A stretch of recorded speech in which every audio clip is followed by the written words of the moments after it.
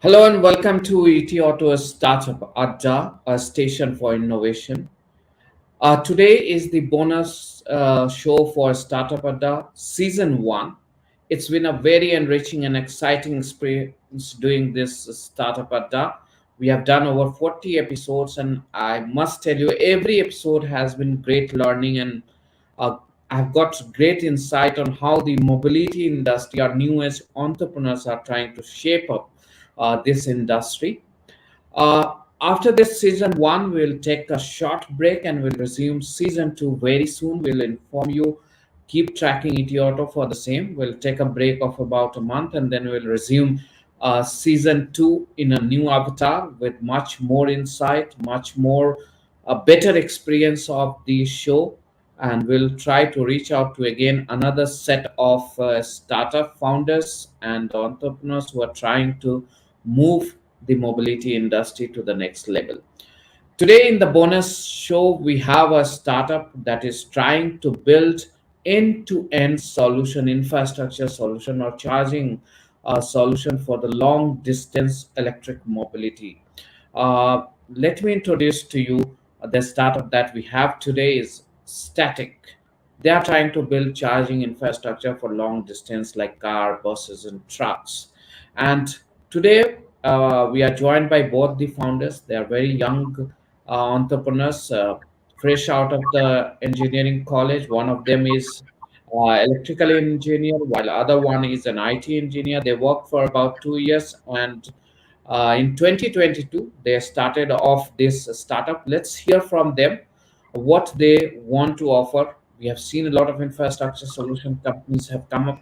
What's unique they are trying to do? How scalable their business is? How much they have raised? What is their future plans? How much they plan to raise? How much of debt? How much of equity? And that's the answer we'll get. We'll also understand what kind of potential they see in this market. Thank you so much, Raghav and Akshit, for joining Etioto Startup Adda. Next 5 minutes is yours. You try to explain what you're trying to do and why should somebody invest in your company, and why should take your service. Why should somebody believe in your USPs? Over to you. Thanks, Naveel. It's a pleasure to be here. First of all, uh, I'm Raghav, and I'm the co-founder and CTO at Statiq. Akshit. Hi, I'm the CEO at Statiq. So yeah, Yeah. So at Statiq, we are building. We are on our way to build India's largest EV charging network. When it comes to what we do, we set up charging stations across highways, destination chains, residentials, and all other places, and make sure that EVs become a reality in the country. The vision of the company is to promote sustainable transport all across the country, and of course, in many more developing countries like India. Uh, when it comes to our product range and how we do this, we set up chargers, AC and DC, on the highways and across destinations, and all these chargers are built in house. Our USP is that we are a make in India company. We manufacture AC and DC chargers starting from 7.4, in fact 3.3 to 150 kilowatt in range. Uh, we are also solving the problem of a reliable charging infrastructure in the country. That obviously is a factor of we making the hardware, but also making the software in house. So when it comes to the software, we've made the mobile application, which is the interface for EV owners in the country to use our chargers, and that's also made in house. We deliver the best charging experience with our innovations in the mobile applications, and everything from the payment to start stop, and all of those charging operations on site are done through the app, and all stations are unmanned. That's in a nutshell on what we do, and I'll probably ask Akshit to tell more on the models and how we operate. correct. So we work on different models. So one is energy as a service, where we install the charging stations on our own. That's our own asset, and we sell energy to generate revenue. Right? We today have more than 1,000 fast DC chargers on the network, and around 6,000 AC chargers, which serve fleets as well as personal EV drivers. Apart from that, we also sell our hardware and software services to other charge point operators who do not have this technology, so they can buy our hardware and software. Through hardware, we generate a one-time revenue, and through the software, we have a recurring revenue. So, charge point operators, governments, they buy our hardware and software, right? Then we also put our chargers in residential societies, and this is a special type of a charger. It has a screen in it, and it is in the societies we provide charging for free to the residents. We install the chargers for free, and we generate revenue through the advertisement. So basically, we cover the entire range, starting from the home to offices to highways. Everywhere you go, you'll find a static charger, and we have different chargers and software solutions for all the customer segments. And we are working with a lot of fleets as well, where we provide captive charging stations, help them build charging hubs for them. So almost all the major electric fleets in India, we are working with them today. Yeah, So that's you're providing the hardware also. Manufacturing is not easy. How did you get the technology know-how? Are you importing some of the technology, or have you done some TA, technical alliance kind of thing? You are a very small right now. Uh, how will you get the scale of the kind of scale that India needs? When you talk about a long distance travel, it is much more complex than being intracity or a short distance or last mile connectivity. You need huge fund for that. So we'll discuss all those aspects. But before that, let me invite the expert for today's episode, Mr. Shashank Srivastava. He is Senior Executive Director of Marketing and Sales at Maruti Suzuki India Limited, and one of the very regular experts and mentors at ET Auto Startup Adda. Thank you so much, Mr. Srivastava, for taking out time on joining at the bonus episode of season one of a Startup Adda. Hope you heard Akshit and Raghav. They are trying to transform the infrastructure scenario in India, and that's been one of the biggest, uh, problem for the country when we talk about lost long distance mobility, electric mobility. I hope they are able to solve this problem, and then probably Delhi dur nahi rahegi fir. We will be able to achieve the kind of scale we want to have in electric mobility. Initial remarks from you, Mr. Srivastava, then we'll get into the questions. I think first of all, Nabil, thank you for inviting me for this show. And also, I did hear Akshit and Raghav both talk about their plans for the strengthening the infrastructure for charging as an energy provider, including a hardware, which they said. So it's a great area to work in at this moment, because there seems to be a consensus in the industry that electric vehicles will be the future of mobility, because of the increasingly tighter emission norms and the concern for environment by the and therefore the corresponding government regulations getting much tighter. As a result, ICE engine vehicles will probably get more expensive, and as battery technologies develop, probably the cost of EVs will also come down. So that should take care of the cost of acquisition. But the other thing which holds back the EV development is, of course, the charging infrastructure, which is what they are trying to address. So I think the consensus is that in the long run, EVs will be mainstream. But what is not the consensus is when it will happen. So I would definitely be very keen to know about their plans and how quickly they can scale it up, because it would require a lot of scale. It's not so easy. And I will in the next few minutes keenly listen to them, their plans of scaling up. So while there are different types of chargers and charging areas of operation that different companies are focusing on, including charging at home and destination charging, as they call it. And I don't know whether they are looking at destination charging and in-house charging, rather than only the emergency charging, which the transit charging actually applies to.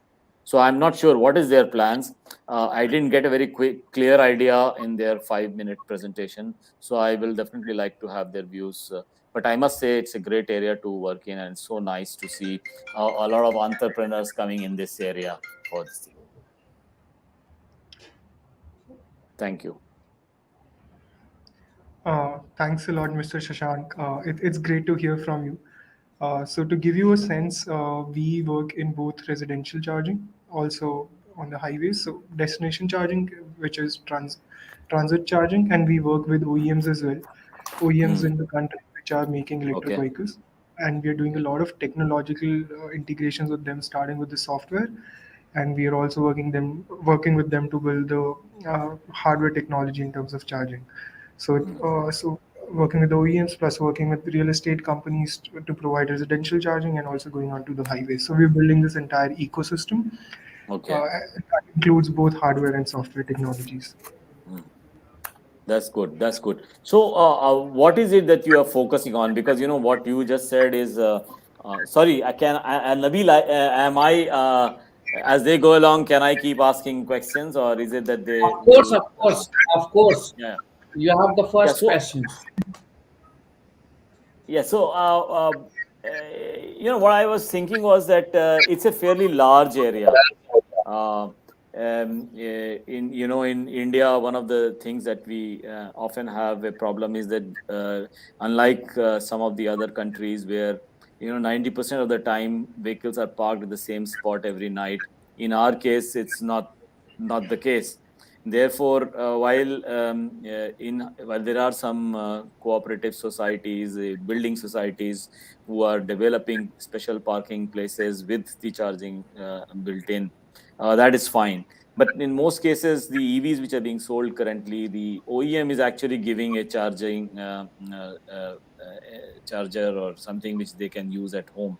So that one is the hardware part. The other is the part of how reliable and how convenient it is for consumers. So, what are your thoughts on that as well, Akshit and Raghav?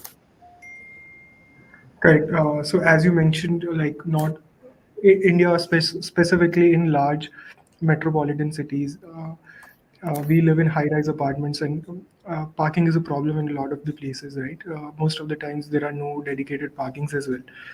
Yeah, That is where a lot of public charging comes in. When we did our yeah, research, we found out that Indian market will turn out to be very similar to Chinese market.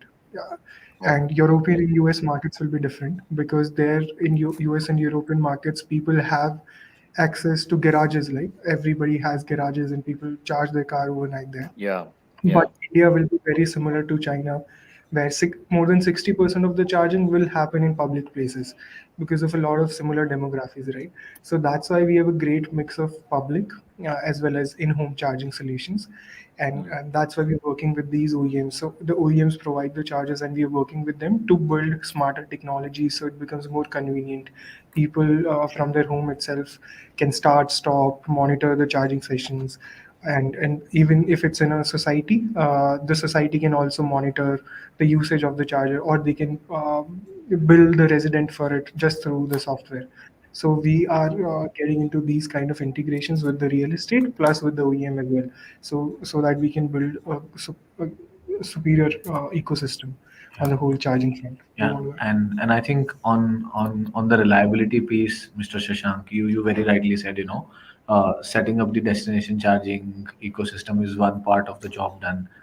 The other part is to make sure that the entire infrastructure is reliable, which yeah, is even more challenging in a country like India, where you've got diverse sets of users, where you've got grid problems, where you've got n number of other problems that come in with the kind of demographics that apply to the entire infrastructure. So I think we've been able to solve for that, and that has been our number one aim since day one. We have been committed to making sure that we provide the best user experience. We're trying to devote a lot of time and R&D into the technology part of things, which is why we control the hardware and software in house, and we mm, end up controlling the entire experience. We've also been able to make sure that we replicate the fuel kind of mentality, where someone goes on a fuel station and he's very sure that he's always get fuel. and we're trying to replicate that for the charging infrastructure, wherein whenever someone comes on the static network to charge their vehicles, they're very sure of the charging being done. With all of these mm, R&Ds in place, with controlling the hardware mm, software integrations, we have been able to make sure that all our chargers have got a very high uptime, more than 99.9% uptime, good user mm, experience through the app. We are providing a lot of information on, for example, chargers which are not working. Users need to know that they're not working so that they don't end up driving to that particular charger. So we are doing all sorts of things, and making sure that the entire infrastructure is reliable and affordable at the same place. So that's great, actually. But at the moment, especially in our country, we are not really, and I can talk of Maruti Suzuki. We are not really sure, and I would like your views, Akshit and Raghav, as to what direction this whole charging infrastructure will take. That is it going to be an OEM owned infrastructure? Is it going to be a simple passing on that um, charging responsibility to the final consumer? Is it that the in transit, what type of the model will, because I suppose the infrastructure hardware will cost a lot of money as well, and it really depends on the percentage of utilization for that investments in the infrastructure to come good. So if a OEM does a partnership with a infrastructure company, or with a power company with some equity participation, or they themselves put in money as a separate company for infrastructure, what type of models will work? Is it like per charge basis, or is it it's going to be like a rent plus something, a fixed cost plus element? What are your thoughts on it? I know you are probably only in the part of supplying the energy rather than looking at the overall financials behind it, but I'm sure that in your model you would need that type of analysis if you really want to focus on areas where which will come good ultimately in the financial terms as well. Correct. So we are working on these fronts already. So if you see, one thing why we made in-house chargers was because we wanted to reduce the cost of building this infrastructure, right? Because Mm, the cars are very less today, the utilization is low, so the payback period is longer. Though, or we can mm, say the ROI is lesser, right? So yeah, that's why we yeah. have started to build our own product. We have done a lot of local BOM innovations. We've sourced a lot of Indian components. We've solved the supply chain issues, right? Mm, So we are able to bring down the cost of the charger by 40%, right? mm, Than what mm, is there in the market, which basically incentivizes a lot of users to buy these chargers or put up these chargers because the payback period mm, decreases, right? That is one mm, thing. Second thing is how mm, we see these models, what the business models going forward is, unlike the US, where, for example, Tesla holds more than 85% of the market share, right? mm, In terms mm, of electric vehicles, and Tesla is mm, building their own network, right? Apart from that, for example, other OEMs have bought charging point companies like Electrify mm, America. Uh, mm, in India, today we do not see that happening because most of the OEMs are not building their infra, and electric vehicles have already started coming in. Infra is already building up, right? So I think the market is evolving in a different way than what is happening in other US or European markets, and mm, there are a different set of players other than the OEMs who are building this infra. Because right now, what I see, or what we have seen in the market, is that the main focus of the OEMs is to sell electric vehicles. Whichever OEM is building this, the main focus is to sell electric vehicles, and then not putting a lot of effort on the infra. They're just tying up with infra players, right? mm, So since this is evolving this way in the industry, we see that infra players will be different. They can be power companies or they can be startups like us. uh, the business model, I think, is it's a very very nascent market. Today, we at Static, we run a per unit model where people pay for the mm, energy that they use. It's not mm, on a time basis, it's on the amount of energy that they consume. But mm, going forward, there can be a lot of different dynamics, and it is yet to be decided because uh, it can be subscription model as well. Because if a charging infra player can incentivize users and build a large enough network where people so he can charge a subscription fee, a monthly subscription fee, for example, like 5,000 rupee a month, and you can charge anywhere how much ever you want, right? But that depends Mm, on how this whole ecosystem is built up. So it can be either mm, subscription, energy based, or time based. But I definitely see mm, this different from the OEMs. Uh, mm. so infra players like us, we and tech players like us, we do a lot of integrations with the OEMs, and that is how we tie up with them and bring that charging experience. We make it more reliable that way. Okay, that's great that you've thought about it. What about building in? I don't know whether you would ultimately own the entire. I mean, do you have that sort of a ambition to have a not just a provider of a software and a hardware, but to own that charging infrastructure partly at least? Like a lot of people are saying, and a lot of entrepreneurs like you get into it, they start analyzing how much is the carbon credit that they can actually sell. And therefore price in when they charge the consumers. So are you thinking in that direction as well? Yeah, so we're looking to partly own the network as well. And Mm, one of the reasons definitely is the carbon credits, but that is mm, not what the main reason is about. Because we're mm, building a network, right? It is very, mm, very important that we are able to drive demand. There are two mm, things in this network. One is the supply, which is mm, the infrastructure, more charges on the mm, network. Second thing is driving mm, demand. If we are mm, able to drive EV users to these charges, right? Now, it is mm, very, very important that we own and build this market out with our own assets, and we mm, start rolling that dice and we start getting those network effects.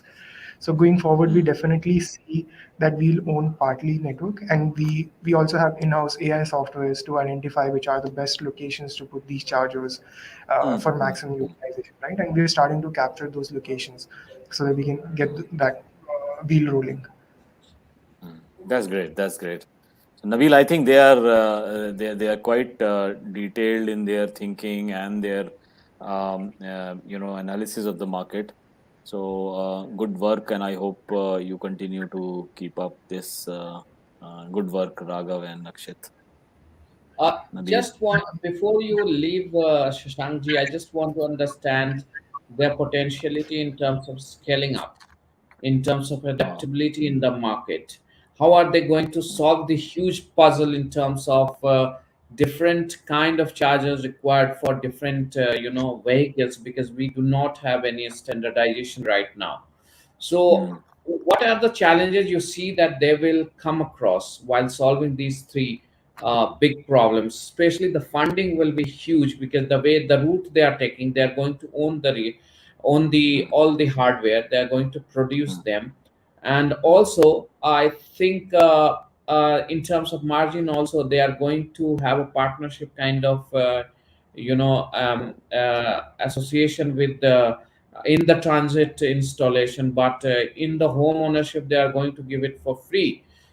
mm, So how are they going to compete with others in terms of maintaining a good bottom line? mm. Yeah, certainly a challenge. Certainly a challenge, because I think what I also could not gather is what is the mix of that fast charger and the relatively slower charger, that because that also is a big sort of question mark in this entire equation. So you do require some really fast chargers. Obviously, they are more expensive. But then you also require these slower charges, both from the cost perspective, and I really don't know how it will actually pan out, and I'm sure nobody really knows how it will pan out. So one thing, however, fundamentally, Naveel and also Akshit and Raghav, fundamentally I understand is that there has to be customer convenience. There has to be, I mean, it has to be something which can, if it's in transit, I'm sure it has to be done faster. So I don't know what technologies it will develop as we go forward. And if it is destination charging, then you need to have apps which are really updated as to where it is, the nearest place, or somebody who's looking out for a quick charge. So how do you manage that? Do you uh, yeah, do you manage to actually look at the entire geography of the country, or you look at specific cities, specific places? So all those will matter, and takes a lot of hard work and probably very detailed investigation and research. So I hope you have thought about it as to what will be the mix of those chargers, fast and slow, and DC and AC. I mean, that is something which you need to also, I'm sure you would have thought about it. Correct. You want to So to answer give you, that? yeah, definitely. So to give you the current data, we have more than 1,000 DC fast chargers on the network and 5,000 AC chargers, right? That's the Okay. mix we have today. Okay. Going forward, They I all think that installed yet. Yeah. yeah. Uh, Going forward, we see that this will be the ratio more or less because uh, Okay. yeah, that is the ratio we'll see going forward as well. Mm. It can be in 1:4 or 1:5, but it will not change a lot because we have built this ratio based on the current consumer demands and demands Mm. from even fleets. So, fleet commercial segment is the one which is using it extensively, right? A lot of fleets are shifting to electric vehicles, if you see, and they are also our biggest users today. They use our chargers extensively, and that's how we have Mm. gathered this data as to how much they'll use on DC fast chargers, how much they'll use on slow chargers, what is the mix of charging type that they'll use because it is also a problem that the battery life is not I think there's a network problem with the Akshit and Raghav. Yeah, Uh, yeah. yeah. In I the was meantime, wondering it was my. no, no, yours is working fine right now. Let's wait till they revive their network. Yes, yes, yes, yes, I yes, want to understand from you when you on the scale of 10 in terms of yes. scalability and adaptability in the Indian market and in terms of affordability. How will you rate this startup? I would rate it very high, actually, Nabil. In terms of scalability, the adoption rate, obviously, for different categories of autos is different. For two-wheeler, three-wheeler is much faster than a passenger vehicle. But then there are enough in our industry is one of the largest in two-wheelers, if it's the largest, and in three-wheelers as well. Secondly, even in passenger vehicles, the different category of customer, the adoption rate will be different. So, for example, fleet, as they were mentioning, Akshit and Raghav, they were mentioning fleet is probably faster. Probably is going to be much faster. It is so, and I think going forward, you would find a huge conversion towards EVs. As they said, people say it's for passenger vehicle between 10 to 30% by 2030. But that's heavy because you know that involves millions of of cars. So like almost 7-8 million cars. So I think the scalability I would give a very high rating for them, especially if they get funding. And I am sure OEMs will be very more than happy to try to explore possibilities. And of course, I propose to Akshit and Raghav that we would like to also have a dialogue with them from Maruti Suzuki, just not only to understand the ecosystem, but to see how much can they contribute to our confidence in the overall charging infrastructure for our EV plans. So maybe we can have that dialogue with them. But scalability, I would give them quite a high rating just because the potential is quite high, and it all depends on the type of funding that they get. And funding in this area should not really be an issue if they have a good solution in hand. Nabil. Yeah. What And kind I of think funding you estimate, Shashankji? What kind of Yeah. funding you think they would need to really go to the scale that is required? Looking at country like India, which is huge geographically also and terrain-wise, every way it is very, very vast. So, to maintain that kind of geography, what kind of investment do you expect that it will call for? Nabil, I think different estimates have been made. I'm sure Akshit, Raghav know about it. But the point is that there will be no single provider who can provide for all the EV infrastructure. So it really depends on which geographies they operate in, what level of the penetration of the market they are looking at. Certainly, it won't be one. I'm sure. And they also have to tie up with energy companies, because they might be energy suppliers of channeling the energy through their infrastructure of hardware and the software for location. But energy producer, of course, have to be tied in all as well. So it is not just having those outlets for charging, but also where the energy will come from and how much and what rate. And there is a whole ecosystem involved, and it's still developing, Nabil. So I think I am not able to give you a clear answer to that so many $billion are required. But it all really depends on the type of geography they are looking to penetrate. Akshit and Raghav, what are the challenges you are facing in setting up all the logistic like Discom, as Shashank sir also mentioned? Like, how are you dealing with the Discom? How are you dealing with the energy producers? How challenging it is? How easy it is? Can you share with us? We have seen the countries right now dealing with a huge crisis of coal shortage and power shortage. So, what are the steps or the precautions are you taking? That you mentioned that you are going to have a experience like the fuel stations. So what are the challenges and how are you trying to fix them? Because we always run out of power supply. uh, we are not able to even provide enough power to the already set standards or the home lighting or home power requirement or the factories and all. We always have some kind of challenge. So how are you going to make it seamless and as easy as the fuel stations? Correct. I'll start with what are the challenges that we are facing today. Yeah, and so the major challenge is that though there are a lot of policies in place, the government is also pushing it a lot. But in terms of implementation, this is just the beginning, right?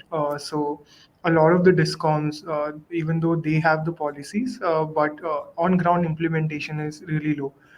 For example, we had to fight a court case in HERC, which is Haryana Electricity Regulatory Commission. There was a separate tariff for EV charging, but it was not provided by the discom, right? There are such issues that we face, especially with implementation. First thing, other issues are there's in remote locations on the highways, the power supply is very, very irregular, and the power quality is also low a lot of the times, right?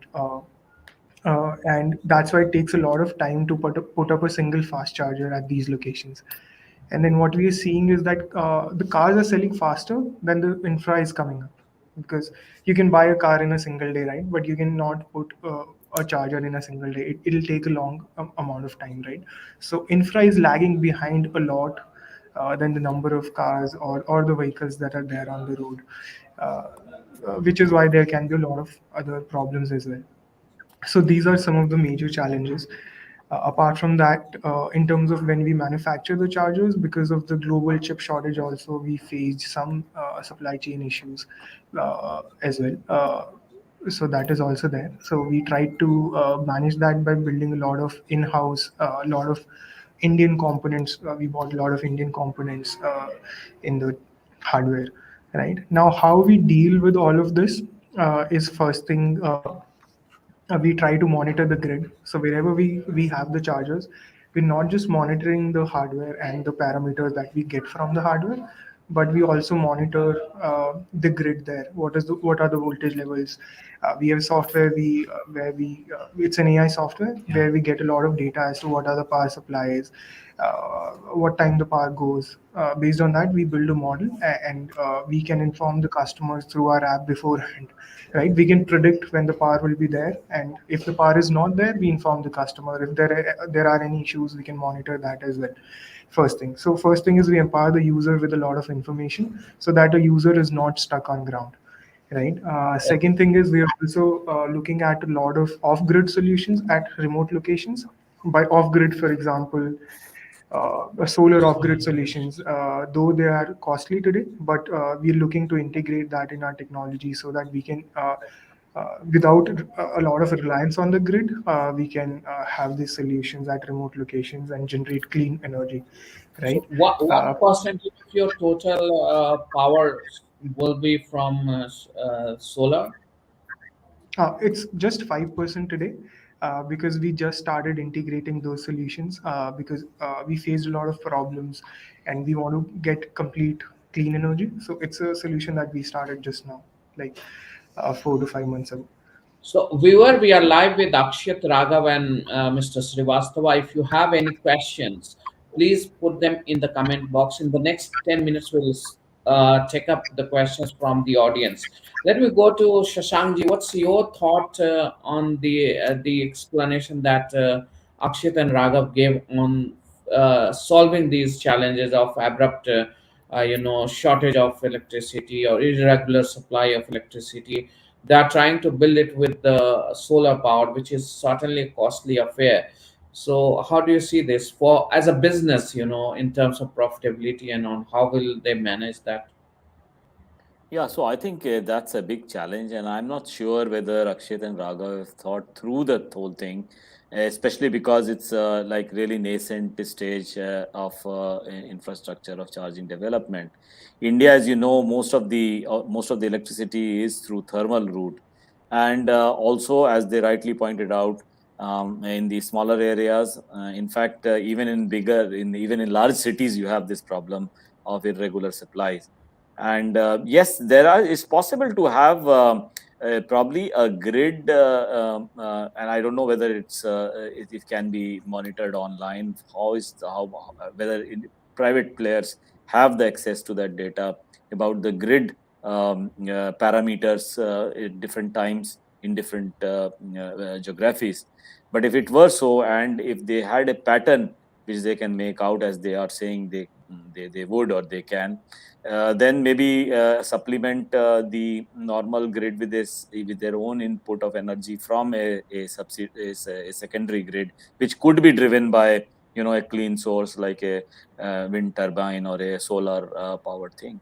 So the point is, Nabil and also Nakshit and Raghav, while the logical parameters to monitor seems to be clear, but there is no real solution for example, if there is energy shortage, uh, there is very little that you can do at the moment, except that try to find out a pattern if it happens at one place very regularly and try to fix the permanent solution. So there is a mix. And that is what Nabil worries me. And I think from a consumer perspective, if there is a failure in the grid, or if there is a shortage of coal, which leads to lower power production, or if there is some thing wrong with the infrastructure of hardware, or if there is something wrong with the software, as Akshit and Raghav were discussing, you need to monitor very closely which are the nearest area, most convenient points where if there is requirement where they can have that charging facility. So all this has to come together in a perfect way so that the customer is not inconvenienced. And that is the central core issue that we are facing as far as charging infrastructure is concerned. So it's not easy. And Akshit and Raghav, I think if you can crack that, then of course you would definitely be on the winning side. Absolutely. But remember, there are many people trying to crack it. And obviously, we need to have a very big, whenever there are so many players involved, the energy providers, the service provider, the infrastructure, the consumers, the OEMs, you will find partnerships developing. So you will have different partnership of OEMs building up that ecosystem along with government help or with private people. So I think it's going to be very exciting, and I'm really happy that you guys look to be very enthusiastic and seem to have done a lot of good work. So I can only wish you all the best, and hopefully, as I said, we will let's have a dialogue separately. We can see how much good that I can talk to you and know about your project. We can have discussions later as well, and I think that's one of the aims which Nabil's program has. They do get these industry guys to speak to the and it can be good business proposition. So Nabil has got his great reputation of startup adda built up through that, and we have participated, by the way. Maruti Suzuki has in this program also got to know and some of the entrepreneurs, and we'll be very happy to engage with you, Akshit and Raghav, going forward. So, thank you, Shashank San. I have seen that Maruti and many others have, Maruti especially have given opportunity to several startups via this platform. And congratulations, Akshat and Raghav, that Shashank San has invited you. Go and start the dialogue. I hope if you crack the country's largest car maker, and we'll be happy to see that it happened at the startup adda. Um, uh, Brought to you by ET Auto. Before I start taking questions from the audience, a few questions from you, Akshat and Raghav. How much of the funding you have got so far? How does the pipeline looks? Because I know that Shashank San has to leave. So before he leaves, I think please spill the beans around your funding, because that's very important for your business now. Okay. First of all, thanks a lot for this opportunity. We would definitely like to talk to you offline as well and discuss possible collaborations. Apart from that, like we have raised around $2.5 million in 2020, and now we are looking to close somewhere around 30 million. 30 million. Hmm. By when? Yeah, by Including debt May and end. both Yeah, debt and equity? Right. How much of yeah. it going to be debt? That will be somewhere around 6 to 7 million. And how are you going to leverage this fund? So we are going to first build by debt. With that, we are going to build a lot of assets because we want to partly own the network as well. So we want to build a lot of fast charging network and drive this market and drive demand and supply as well. The second thing is we want to scale our R&D, our operations across the country, and we'll use the funds for that. Shashank sir, before you leave, your final comment, and then we'll start taking questions from the audience. Yeah, Nabil, thank you. I have to leave in another couple of minutes. From what I have gathered with my discussions with Akshit and Raghav, I think they have really good high potential area that they are working in, and as I mentioned, the potential is huge, and more so because it is still developing. It is still at nascent stage, so there would be many ups and downs, and I think we should be prepared for it. But there would be big winners um, and some losers, definitely. I do believe, from the detailed analysis which Akshit and Raghav have given here, their plans, and they have thought through their whole issue. I think they are more likely to end up as big winners rather than on the losing side. So I think that's great. It has been a pleasure interacting with Akshit and Raghav. Always a good thing for interaction with young entrepreneurs with good fresh ideas.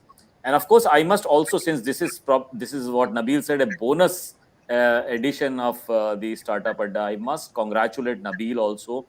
He has really brought in this whole culture of innovation and the startup, whole entrepreneurship thing right at the center stage, especially on for the auto front. And for that, I must congratulate Nabil. And also, there's a great service that he's doing for this entire ecosystem of innovation in our country. So all the best, Akshit and Raghav, and we'll definitely connect separately as well.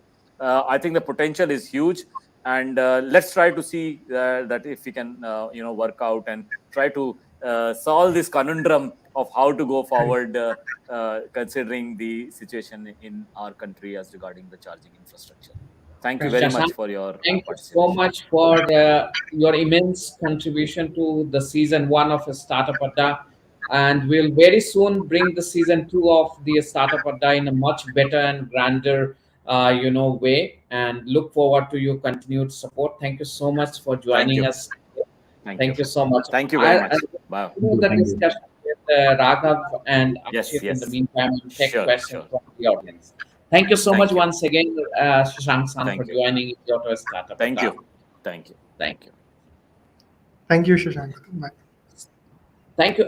Ladies and gentlemen, let's move forward. I'll take first few questions from the audience. This is the first question coming from Raja Sekhar. He has asked it on LinkedIn. Any comments on how the EV charger for commercial vehicles like capacity, reliability, etc.? What's you want to make some statements around that? Yeah, sorry, I missed that. Can you repeat that once again? So, any comments on how the EV chargers for commercial vehicle will work, like in terms of capacity, reliability, and how are you building? Try to keep your answers very short and crisp so that I can include as many questions as possible. Correct. So in terms of commercial vehicles, it's in very nascent stage today. In India specifically, there are only faster chargers with higher kilowatt ranges. Going forward, we are seeing technologies in European markets, especially Germany, like Mercedes is building uh, bigger commercial vehicles, bigger trucks, and it would need megawatt chargers. These are chargers which will deliver 1 megawatt of energy in 1 hour, right? It's a work in progress. As and when the market develops, we are also working towards it to build faster chargers, which will deliver uh, power in a very less time. So, next question is from Nitish Kishore. He wants to understand: are you making charging guns and modules also in house, completely localized? Okay. So we're not making charging guns in house, but we're making all the modules in house. So all the electrical components and our PCBs are made in house and owned by Static, but not the charging guns because we are not a wire making company. Next question comes from Sahib Rao Kedar. He wants to know there's any BMC technology reading or something. Do you have any answer to that? Uh, BMC technology readiness right now. we are currently working on that, and we are actually integrating telematics, Yeah. and you can talk about. So we are doing a lot of R&D around how we connect vehicles to the app, uh, and of course through the chargers and directly without the chargers. So Nabil, we are doing a lot of innovative stuff around telematics and connecting electric vehicles data directly through the app, and that is a work in progress. Yes. You are not currently making any charging guns. What kind of charging guns you have right now on offer? Yeah. By charging guns, what it means is the connector actually, connector that goes into the vehicle. We work across the segment. We work with Type 2 connectors that is IEC 92196. We work with CCS. We work with GBT. So we work with all the technologies that are available. There's another question. Any plans to merge solar energy with EV charger? You have already said you are planning to do that, right? Yeah. Uh, Yeah. and this, connectivity on and all also creates a lot of threat in terms of cyber attacks, and these could be used very negatively, could have very massive impact if it is hacked or something. What are you going to do about it, and how secure are these? Because we saw these two-wheelers catching fire. Okay, so how much of testing and how much of validation are you doing, because these chargers can become very fatal if it is hacked and used in the wrong way. Yeah. So Nabil, we've taken very strong steps towards security and how the architecture of all our technology products look like in terms of hardware and software both. We do a very regular integration with AWS. We're using the more secure cloud servers, and we have got a lot of certifications around the security, which includes CMMI level 3 certifications across the software. We do the highest level of pen tests so that there is no penetration into the network. All the databases, encryptions, and data security techniques are taken care of. So since AWS is also on board as a partner, we've got access to the highest level of AWS architects in Silicon Valley, and they do review from time to time how the security architecture of the whole product looks like. And we take a lot of pride in that entire piece, on the fact that it's not just a UI facing beautiful product, but is also stronger from the core including security, architecture, and all of that. How close are you in terms of closing your deal for $30 million? And and these 30 million, when will you invest this, in this year or next year? Correct. We are actually in the final stages, and we're looking to invest these across the next 2 to 3 years.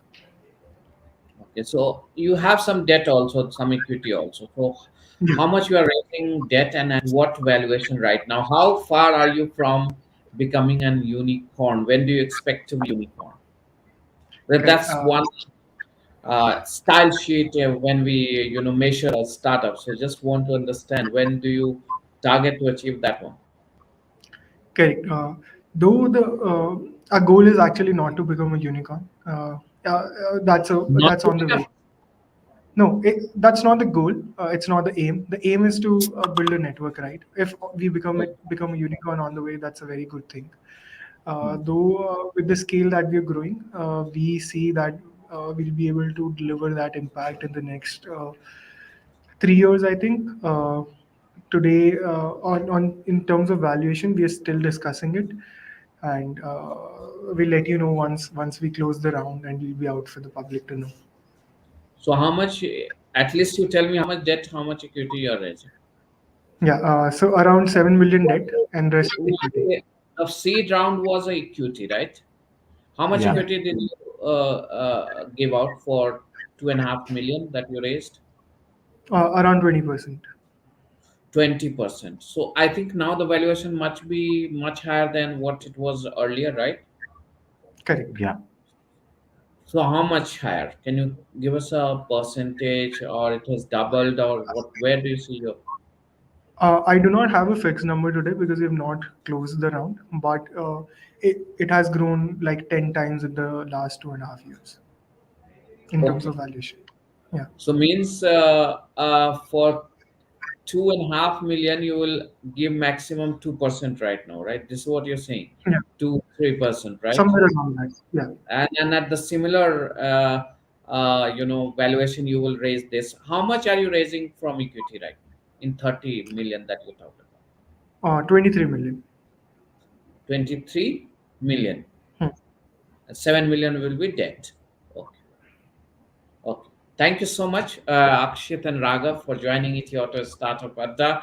It was a lovely conversation. Ladies and gentlemen, this comes to the end of season 1 of Startup Adda Station for Innovation. We'll take a short pause and we'll be back with season 2 with much more grandeur, much more exciting insight, and much more bigger participation from the audience as well as the industry. Till we come back with another episode or season of Startup Adda, I would request you to continue reading ET Auto for all the insight and news around the automobile industry. Till then, take care. Goodbye. Thank you so much once again for joining us today.